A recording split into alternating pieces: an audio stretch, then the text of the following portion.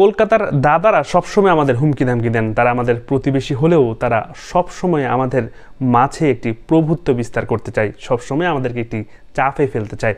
তবে খুশির খবর হলো, বাংলাদেশি পর্যটক ইন্ডিয়াতে কম যাওয়ায় তাদের ব্যবসা বাণিজ্য কিন্তু 70% কমে গেছে। কলকাতার কেন্দ্রীয় ব্যবসায়িক এলাকা, যা মিনি বাংলাদেশ নামে পরিচিত, বর্তমানে ব্যবসায়িক গভীর সংকটের মধ্যে রয়েছে।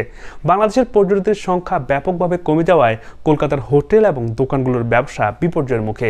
ব্যবসায়ীরা এই পরিস্থিতিকে করোনার পরবর্তী সময়ে সবচেয়ে বড় ধাক্কা বলে উল্লেখ করেছেন। চলতি বছরের জুলাই মাস থেকে কলকাতার হোটেলগুলোতে বাংলাদেশি অতিথিদের সংখ্যা দ্রুত কমে গেছে। ভারতীয় ভিসা নীতির কঠোরতা এবং বাংলাদেশের রাজনৈতিক অস্থিরতার প্রভাবে কলকাতার মিনি বাংলাদেশ অঞ্চলের ব্যবসা বাণিজ্য মারাত্মক সংকটের সৃষ্টি করেছে, যার ফলে সরাসরি ক্ষতির সম্মুখীন হচ্ছে সেখানকার প্রায় 70% ব্যবসায়ী।